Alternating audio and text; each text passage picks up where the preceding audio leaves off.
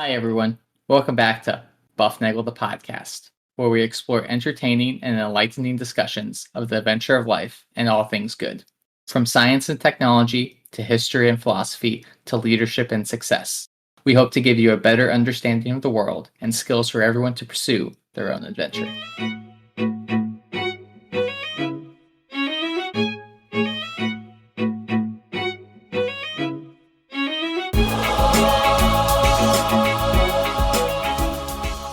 Somebody's got to hit the button and make it go. Yeah, you got to make it start. People can listen to us that way. Hey, it's going. It's going. That's right. Hey, everybody. Welcome back to Bufnagle, the podcast, where we talk about all good things in the pursuit of the adventure of life. I'm Harry. Let's start it again because it's all things good. What'd I say? You said all good things. It's fine. Okay. Hey, everybody. I'm welcoming you back to the book. Okay. Sorry. Hey, everybody. Welcome back to Bufnagle, the podcast, where we talk about all things good. All things good. All things good. Where we talk about all things. Oh, my goodness. All things. Yeah. All things good. Hey, everybody. Welcome back to Bufnagle, the podcast, where we talk about all things good and the pursuit of the adventure of life. I'm Harry, and I finally got the intro correct, but Rafe is going to reel that back in for me. I'm out of practice after not being here for a week or so. Yeah, we got it down. Hey, I'm doing well, Rafe. I'm glad you're here with me. You're enticing me along and showing the script along the way. Yeah, so it's you do it so many times, and then you forget, and just wait till you get older, and you just forget all of these. It just becomes a disaster. So, Hey, Harry, we got the greatest listeners in the podcast verse, in the interwebs, Sure. because they've made us a global top 10% podcast. And for that, we are eternally grateful. Just remember, if you want to reach us, send us a note at bufnagle@bufnagle.com. You can hit the smiley star button, hit a like button, share it with your friends. Remember, you get a friend to listen and you will get a free episode. And remember to, give us 5 stars or 6, 7, 8, whatever, however many stars they allow you, just go one more. Just max it out. Max it up to 11 or whatever that cliche is, and everything will be wonderful, and we'll be happy. So you'll be happy too. So share the love, share the buff, do your job. That's right. And I was coming on my way over here because I was a little bit late to the podcast. I grabbed a couple of chocolate pretzels. You know what I forgot to grab? Well, the Seinfeld quote, "These pretzels are making me thirsty." Well, the thing is, I'm thirsty now. And you know what I really need is a Blend Jet 2 because it's portable. I could blend up a smoothie here at work, on the podcast, a protein shake at the gym, or even a margarita on the beach. And it's small enough to fit in a cup holder, powerful enough to blast through tough ingredients like ice and frozen fruit with ease. The Blend Jet 2 is whisper quiet, so you can make your morning smoothie without waking up the whole house. And I could make one here at night without waking up the whole house. It lasts for 15 plus blends and recharges quickly via USB-C. And best of all, the Blend Jet 2 cleans itself. Just blend water with a drop of soap and you are good to go. And they come with all kinds of patterns and colors and camo and different styles. Whatever your style that you want to have, that you already rock, Blend Jet 2's got it. I'll bet you could make a special cup holder with you could go all out with that should be a thing. We should tell them to have a contest for tricking out your Blend Jet 2. I'll get on that, Harry. We'll get back to that. I'm looking forward to it. But anyway, I got to ask the listeners, what are you waiting for? Go to the blendjet.com link in our description and grab yours today. Be sure to use the promo code BUFNAGLE to get 12% off your order and free 2-day shipping. No other portable blender on the market comes close to the quality, power, and innovation of the Blend Jet 2. They guarantee you will love it or your money back. Blend anytime, anywhere with the Blend Jet 2 portable blender. Go to the blendjet.com link in our description and use the code BUFNAGLE to get 12% off your order and free 2-day shipping. Shop today and get the best deal ever. Harry, when we last left our intrepid voyager, Christopher Columbus, he was leaving the Canary Islands in early September of 1492, and they were running a latitude to try to hit some islands that that earlier explorers had said they should find some things out there. And in particular, there was a guy named Toscanelli who had said, yeah, sure, just go out there. You're going to find all sorts of stuff. You'll probably even find the Indies. And that's where Columbus was headed. And that's where they should be, right? You just go out a couple of days, 3 weeks at max, and next thing you know, you're stumbling upon the spices in the West Indies. It should be easy, right? And all things good about the Indies. So the food will be better because we'll have spices. Everything will be better. You'll have more gold. You'll have more. The sunsets are probably better. Yeah, and I'm sure that what do they say? Scurvy doesn't exist because they probably have fruit there. And what do they say? All the women are beautiful and all the kids are above average. Is that sort of thing? That's what you're going to find out there. But they're scoring really well in their ACTs and SATs. That's what it is. They left the Canary Islands on the 9th of September, and they went west. And on the 25th of September, Columbus and Martin Pinzon, who was one of the other captains of the ships, he was on the Pinta, and Columbus was on the Santa Maria, and they were chatting back and forth between these two ships. And it's interesting what they did. They took you're sailing side by side here, but it's not going to be perfectly side by side, and it's hard to avoid hitting each other when you're doing this. So they threw like a rock with a string on it from one ship to the other, and then they had and then they would pass notes back and forth between, like, text messages. Or just like third grade English class. Well, it would have been nice to be able to like pull the string and use 2 soup cans, but they didn't do. Cans hadn't been invented yet. They would write, yeah. So they would write stuff on a note, and they would put it in a bottle or some kind of container, and they would tie it to the string, and they would whoop, whoop, whoop, whoop, whoop, run it across between the ships. The other guy would read it, and he'd write something, and they'd send it back. Because even when you're in the ocean, even if you're reasonably close on the ship, I got to imagine the waves and the seagulls and the creaking of the boards. Oh, the creaking of the ship. Did you hear my chair creaking? Did you hear that? No, thankfully not. Sometimes it creaks. All right. So they're chatting back and forth on the 25th of September, and they're saying, I think based on this information from this Toscanelli guy, we should be at some islands. And what do you think? Should we spend some time looking for these islands here, or should we keep pushing on? And they were wondering why they hadn't hit them.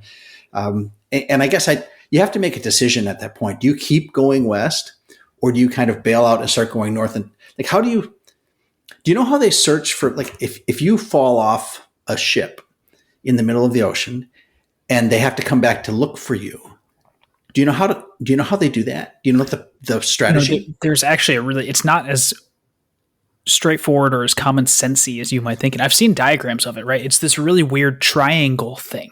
You go like northeast and then southeast and then straight west and then north, and you make this weird triangle, and then you continue doing it. But then you can but see, and there's has to do with currents and where your last known location was. But in general, and we used to do this when we were looking at the beginning of the football season, Harry, we went to line the field. Okay. And there was buried in the grass at the field where you guys played in high school, there was a stake to mark the exact location of that. And anybody who's looked for a yard stake, a property line stake, can use this methodology. And most people, they say, well, I think it's about here. And they take a screwdriver and they poke into the ground around there. And if you don't hit within the first couple pokes of the screwdriver, then you have to like venture out away from that. And that's where the strategy comes in. And what they do is you start there in the middle, and you kind of go in consecutive, you spiral out away from that using that pattern that you talked about. Now, granted, if you're in the ocean, there's going to be currents and stuff you're going to have to worry about. But if you're looking for a stake in the ground, you can just spiral out. And if you spiral out, you guarantee a couple things. You guarantee that you're going to, you're working from your best guess toward things that are farther and farther away. But then you aren't going to have to say, well, when do I turn around and come back and check some other area? You just keep going in consecutive spirals out, and eventually you're hit it. And I became kind of famous for finding these stakes in the ground of the football field, Harry, because I was the only one who knew that strategy. So I guess if you're Columbus and you're 25 days out, or whatever that was, 16, and it's late September of 1492, you don't want to tell your guys that you're going to start spiraling out to look for islands, because part of that is going to entail going backwards, back toward the European continent. And you don't want to do that at this point. You want to keep going toward the west. So they decided, by October 3rd, they said, screw those other islands. We're going to go all the way to the Indies. We are all in. this is going to be that this is our goal. This is our job. We are going to do it this way. Yeah, and they've got to do it eventually, right? So they're moving out west. You need to find your way there.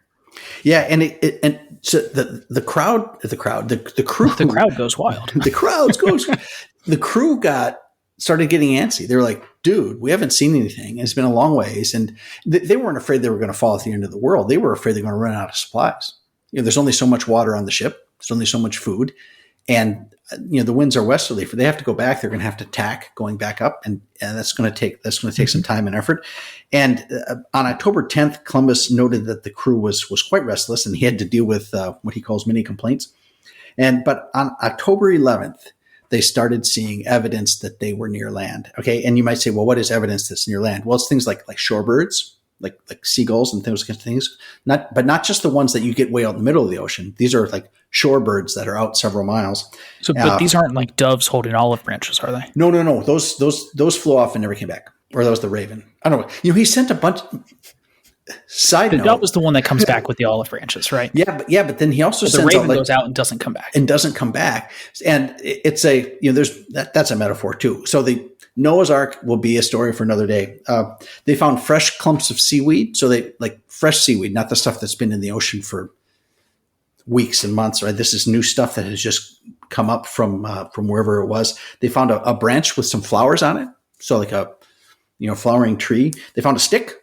They made a mention of a stick, and they found lots of other things. So on October 11th, they thought they were getting pretty close. And at 2 a.m. on October 12th, there was a watchman on the Nina, and he said, "Land ho! I see land. Land has been spotted." And so they're all very excited. But it's 2:00 in the morning, and it's still dark. So I'd probably be taking a nap at 2 a.m. We found some land. That's good. Just wake me up and wake me when we get there, right? So, but they had to heave too. Remember we talked about everybody. This is a thing with all these explorers that I've learned over the past year and a half or so is that a lot of people did this heaving too, where you turn the ship kind of sideways and you kind of sit, you steer the rudder one way and the sails the other way, and you just kind of hang out waiting there. So they waited till morning, which in October probably comes, 7 a.m. And then they saw an island 6 miles away, and they had to approach it rather carefully because shoals, right? You don't want to run aground, as they say. Mm-hmm. And they get to this island. There's forests and white beaches, freshwater streams, which is really important. Parrots. They really loved the parrots. Okay. And the whole thing. Oh, and of course there were natives there, and they were naked. And that blew them away. When in the Caribbean, nobody wore any clothes. And that was kind of a thing that was interesting, at least to the Spanish. And they found the natives there. They stopped the ships and they rowed ashore in the little landing boat. And Columbus dropped the flag and said, "This is for Spain." And they talked to the natives there, failing, of course. And they handed out trinkets and passed them back and forth. And that Columbus says in his diary that broke the ice. Well, everybody loves a good trinket, right? When's the last time you got trinkets?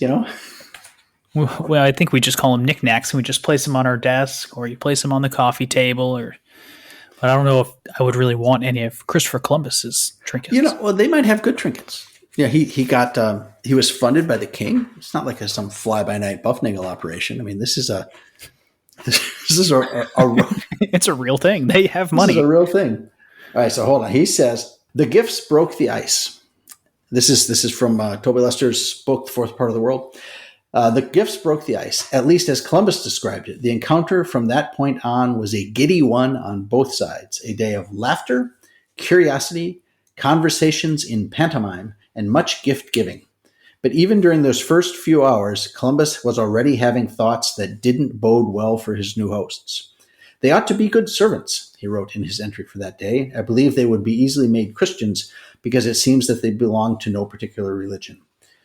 If it please our Lord, I will carry off 6 of them at my departure to your highness, that they may learn to speak."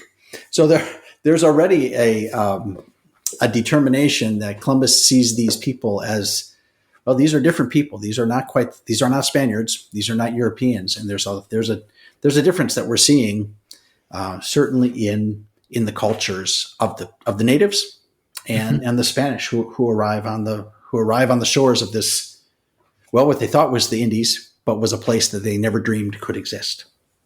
Right. And I think the place that they ended up being called San Salvador. Yes, Columbus named it San Salvador. The natives called it something else. They called it Guanahani. Thank you. I think that's exactly the name. It was. This starts when he said he was little. He's unsure of where he is. He thinks he's in the Indies, but this starts getting. There's got to be these clouds of doubt that are coming into his head at all times. He was sure he had reached Asian waters. Right? He named the island San Salvador, like you said, Harry. They called it Guanahani, and this island was, at least according to their computations, it was right where Toscanelli said it would be, and other map makers had said you're going to start hitting these islands here on the east side of the Indies, and the natives confirmed that there were numerous islands nearby. All right, so San Salvador, if you're wondering, it's part of the Bahamas, and it's a little bit north of Cuba and a little bit east of Florida. So it's kind of the edge of the whole Caribbean area. And it's a very small island in the Bahamas. There's a zillion islands there. If you start pulling up your Google Maps and start zooming in, there's a lot of places he could have landed. Well, sure. And if you're thinking that you're going to Asia and you're going into Indonesia, and you were being told, oh, there are tons of islands here. There's thousands of islands and there's tons of people. Of course, you're going to think that you're ending up in Asian waters. Right. And these are native people. They don't wear clothes, and it's warm there, and they have all this. So everything is kind of fitting with them being in the Indies, but it's not really fitting. All right. So Columbus is quoted as saying, "I saw so many islands that I could not decide where to go first. And those men whom I had captured made signs to me that there were so many that they could not be counted." So he's like, I got to be in Asia. This has got to be the place that I'm looking for. So everything he saw was consistent with what he had known about the Far East, but everything he knew was wrong. Right. Sure. And that's the problem, is that it didn't quite, he's trying to fit this. It's not really a square peg, round hole thing. It's probably like an octagonal peg into a round hole. It's kind of fitting, but there's still pieces where it doesn't line up. So everything he saw was consistent about the Far East. And surely he thought, I've reached the Sea of Cathay. They used to call China Cathay. And somewhere near the country that he called Cipangu. I think it's Cipangu. It might be Cipangu. Chipangu. It's not Chipangu. It's Cipangu, which is Japan. So they knew that there was Japan. Marco Polo talked about Japan, but he called it Cipangu, and they talked about China, which they called Cathay. So he thought, I got to be over here. I got to be in the sea here. But the thing that was interesting, that the Indians had gold. They had little bits of gold jewelry, but they didn't have like tons and tons of gold. But Columbus said, "Okay, I see your gold in your earrings. That's very neat. Where did you get it?" And they said, "Oh, well, it came from this island that's nearby." And Columbus said, "Oh, that's got to be Japan. That's got to be Cipangu." So they decided to try to do some more exploring. So Columbus laid out his plans, to go find gold on these other islands. In his journal, "I shall depart for another much larger island, which I believe must be Cipangu, according to the description of these Indians I carry, which they call Colba," which turned out to be Cuba. "And beyond this is another island, which they call Bofio, which is Haiti, which they also say is very big, and the others, which are all between, we shall see as we pass. And according, I shall find a collection of gold or spicery. I shall decide what I have to do. But in any case, I am determined to go to the mainland and to the city of Kinsai," in China. He's going to go to China, right? "And to present your highnesses letters to the great Khan, and to beg a reply and come home with it." So he's still convinced that he's near China. He wants to get to the mainland. He wants to find the gold. He wants the spices. He wants to meet the Khan, and he wants to bring the letters from the Spanish king to the Khan. Great alliance there, east and west. It's going to be the first great global alliance, and it's going to be, what could go wrong? Sure, you can unite west and east via the Atlantic, right? Instead of going through the Indian Ocean, and it opens up all kinds of trade routes. Yeah, and it is so easy to look at this and kind of giggle at how wrong they were. But we've seen the pictures from the satellite. I mean, that's what I was doing here in prep. I was looking at the Google satellite image of all these places and saying, "Hey, he landed over there, and then he went over here." It's amazing how difficult it must be to do this kind of sailing and exploring when you have no idea what's in the water. You don't know where the shoals are. You don't know what the currents are. We talked about that with the Pilgrims. Remember, they had trouble getting around Cape Cod. Just the currents made it difficult. Well, Shackleton had trouble landing in South Georgia. And he got stuck for what, a year and a half on an ice floe, right? I mean, come on. All right, so they decided they're going to go to Colba, which is Cuba, which Columbus thought was Japan. So they say, when Columbus and his men reached the north shore of Cuba 4 days later, they found no giant junks laden with gold and spices, no teeming ports full of merchants, no palaces of gold. Instead, they found only a sparsely inhabited coastline that for miles rose up sharply from the sea. Eventually, it flattened out and led to the mouth of a wide and navigable river, which they followed inland, finding it to be lined with mangroves, palm trees, tall grasses, and, quote, little birds that sing very sweetly. But the only signs of human habitation that they encountered along the river were 2 empty thatched huts, a few fishing nets and hooks, and quite memorably, a dog that didn't bark. And, so they're getting and I don't know how they should think about that. And I don't know what the coast of Spain was like at that time. If you told somebody, well, you're going to go to Spain, you're going to land there, and you're going to see all these things. If you landed, I don't know, not at the harbor that you're supposed to land at, would it look that desolate? Are they thinking maybe something's not right here? Or are they thinking we're just exploring a place and this is how everything looks except for the places that are inhabited? Well, and you also have to think when they did any amount of exploring going west or even going east, that's probably what it looked like in the first place. When we talked about this in the first part of, do you go out and you explore 10 miles and then come back? And then do you explore 12 miles and then come back? And then you feel really audacious. You explore 15 miles and come back. Right. And so now they're thousands of miles across the Atlantic, and they're basically just island hopping, right, to kind of determine where they are and see if their assumptions about where they are match up with what they already know about the Eastern world. And that's the real issues. They know that there's so many pieces that either aren't right or unknown, or in their perspective are impossible. The idea that there's a continent there in between Portugal or Spain, whatever, the Iberian Peninsula, that there's a continent between the Iberian Peninsula and Chipangu. That is not a possibility. Let's just say it wasn't on anybody's bingo card in 1492. Right. And the reason they thought that was the understanding of how the globe worked.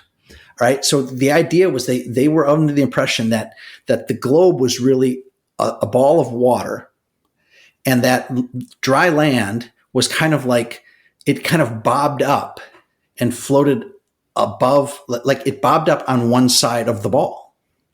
So think of like an apple floating in a bucket. You bob for apples, right? And the apple sits just a little bit above the water. It doesn't float all the way out of the water. Like an iceberg doesn't float all the way out of the water. But they thought that the land kind of floated up out of the water, and the other whole side of the earth was water, because it couldn't be land because the land floated up to the top there, and that's how that worked. So they knew. Did they not do an experiment of chucking a rock in the ocean? And, oh, look, the rock sinks. Well, they knew the rock sank, but lots there was of rocks together float. Well, see, it makes good sense to us now. But we have a better understanding of all, they didn't have this concept of gravity being a force and things like density and like what makes something float?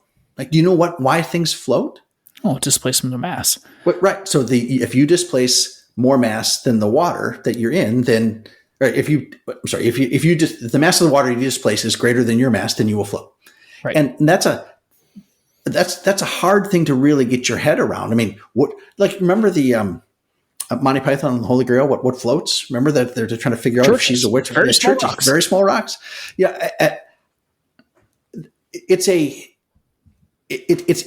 near, I'm going to say it's impossible to really understand. It's not like it's just ignorance. They just didn't really know what was over there. And their models fit though, Harry, like Asia, Africa, and Europe were this thing. And that was all the land they knew. And that kind of fit with this model, and the model worked until you get new data that doesn't fit, and then you have to change the model. This was the new data that doesn't fit. Well, and we've also talked about how they can measure latitude really easily. Right. You measure it off the North Star, but measuring longitude is way harder. Well, it's essentially impossible. Right. And so now their idea of like, oh my goodness, this ball is expanding on the other side, which they haven't even really realized yet. It's a lot bigger than. In fact, Columbus never knew. Spoiler: he'll die not knowing that he discovered a continent. That there was something really big in the way. He just thought he always thought he was in the Indies, and it was a matter of finding the right islands to finally get to Chipangu.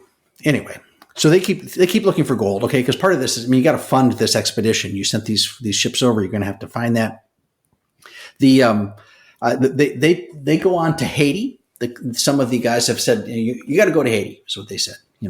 So he goes. On December 6th, they sail toward Haiti, and then they get a very interesting thing that happens from the book. As Columbus understood it, Cibao, which is the area on Hispaniola, which is the Haiti Dominican Republic island. Cibao was an inland region on Hispaniola that lay not far off to the east. To get there as quickly as possible, Columbus ordered his ships to sail through the night on Christmas Eve. The conditions were perfect: calm waters, balmy air, clear skies. At 11 p.m., having set the Santa Maria's course for the night and feeling, quote, secure from shoals and rocks, close quote, Columbus finally turned over command of the ship to his crew and went below for a few hours of much-needed sleep. What could go wrong, right? The evening was a pleasant, languorous one, and it lulled the sailors on deck into a drowsy stupor. Once they knew that Columbus was asleep, they handed the tiller over to a ship's boy. That sounds about right. The boss is asleep. It's time for us to sleep. Then we're screwing around too. They told him to steer straight and stretched out under the stars to steal a few hours of sleep for themselves. And not long afterwards, in the early hours of Christmas morning, the Santa Maria scraped onto a coral reef and ran aground. Well, you know what? Right. Yeah, don't nap when you're sailing through the Caribbean. Through uncharted waters. Uncharted waters, Christmas Eve. Yeah, that's not a good place to be. So it scraped the reef, it ran aground. Gentle rolling swells swung the vessel's stern around and began thumping its beam against the reef. Columbus and all hands sprang on deck, desperate to dislodge the ship, but soon its sides split open and the cause was lost. And for the rest of the day, Columbus and his men worked to salvage everything they could from the Santa Maria. So don't nap when you're supposed to be in charge of the ship. And whatever you do, don't leave it to the page boy or whatever he is, the ship's boy. Yep. So that's not good. It runs aground. It becomes a problem. They take pieces from the ship and they're going to use it to build this fort. They build a fortress, trading post, colony thing called La Navidad, which means what? Christmas or something like that. The Nativity. Yeah. So that's because it was Christmas, right? And 39 men were chosen to stay behind to help build and man the fort and to look for gold and to set up trading operations. And, this is one of those things that I just wonder if anybody is responsible, because these 39 men, I'll give you a spoiler, they don't make it. There's 39 guys. All right. They do a bad job of running the thing, and it's going to turn out not well for them. They stay behind. They're supposed to set up the fort. Columbus says, I got to get back to Spain. I got to report back into the king, tell him we found these islands. We found these guys that we're bringing some natives back with us. That'll be kind of cool. We're going to bring some parrots, because who doesn't love parrots, Harry? That's right. They sit on your shoulder and talk. I wonder if I guess the parrots would mimic whatever was around. Yeah. Whatever language. Yeah. So the parrots other are probably beasts and boars and winged creatures. I wonder if they ever copy sounds they hear in nature. Does a parrot make a sound like a babbling brook? Maybe. Does it sound like an alligator or a lion? Can you get a parrot to sound like a lion? You know what? Well, you're making it sound like a little baby lion. All right. So anyway, Columbus is, they're looking for gold. And on March 4th, they have sailed back. All right. Columbus has sailed back. And on March 4th, 1493, the Nina seeks shelter from heavy seas on Portugal's Tagus River estuary. So Columbus is back in the continent. The book says a battered caravel seeking refuge from heavy seas nosed its way into Portugal's Tagus River estuary. The vessel, flying a tattered Spanish flag, had come to anchor some 4 miles south of the Lisbon harbor, not far from where a Portuguese man-of-war lay at anchor. In command of the man-of-war was none other than Bartholomew Diaz, who, concerned about an unannounced arrival of a Spanish vessel in Portuguese water, boarded the caravel with a small party of armed men and demanded an explanation. They soon got one. The Genoese mariner, Christopher Columbus, 42 years old, with blue eyes, a fair and ruddy complexion, and a haughty bearing, announced himself as the vessel's captain. Christopher Columbus, I am, he said, and he had just sailed west to the Indies and back. So Bartholomew Diaz, remember we talked about him at the last episode. He had been going up and down the west coast of Africa and around to India, and he meets Columbus in Portugal when Columbus is coming back from sailing from Spain. Columbus was like, yeah, I've already been there. Right, he's got that all taken care of, right? And so this leads to a problem, right? Because now Columbus is back in Europe, and the Portuguese knows that he was sailing for Spain, and they're like, you know what, all right, you're going to have to go talk to the king because we're not going to try to deal with this sort of thing. So Columbus had written a letter, and he was able to get the letter off the ship and on its way to Ferdinand and Isabella, and then he goes talk to the king, and the king is of course upset. And the reason he's upset because he thought the Indies belonged to him. All right. So Portugal and Spain had this treaty. And under the terms of the treaty, the Portuguese thought that they owned that land out there in the Atlantic. The advisors to the king said that, we ought to just kill Columbus because that's simple. Just cover your tracks and get rid of him. And people say, what happened to okay. Columbus? And you'd be like, who's Columbus? And then he must have been lost at sea or whatever. Because once the ship lands, the hired hands are like, I'm out. See ya. I'm gone. Mm-hmm. So, but they were also worried though that the Pinta, remember the Nina Pinta Santa Maria, the Santa Maria was stuck there and broke up. Yeah, run aground. And then so Columbus is on the Nina, but the Pinto had gotten separated from the Nina when they were sailing back. So if Columbus was killed, then the Pinta guy would say, yeah, Columbus, he was here not long ago. He must have, and then they would discover the ship and things would be a problem. So they figured they couldn't kill Columbus. The letter gets to Ferdinand before Columbus does, and the Spanish royalty was obviously very excited to meet Columbus. Columbus described Hispaniola in rapturous detail. Its great riches, its natural beauty, its submissive population. In this Hispaniola, he wrote, skipping over the shipwreck of the Santa Maria entirely, in the most convenient place and in the best district for gold mines, and for all trade both within this continent and with that over there belong to the great Khan, where there will be a great trade and profit. I have taken possession of a large town, to which I gave the name La Villa de Navidad, and in it I have built a fort and defenses. His voyage had been hasty, and he told the sovereigns, but if he would agree to send him back, this time with more men and more ships, he would be able to bring them great quantities of gold, cinnamon, mastic, aloe, rhubarb, quote, and 1,000 other things of value, including many pagan slaves, as many pagan slaves as they would care to order. He also pledged once again to devote himself to his newfound riches, the recovery of Jerusalem, or at least it would seem based on recent versions of his letter. 7 years from today, the letter said, I will be able to pay your highness for 5,000 cavalry and 50,000 foot soldiers for the war and conquest of Jerusalem, for which purpose this endeavor has been undertaken. It's interesting to me how these explorations are never just about exploration.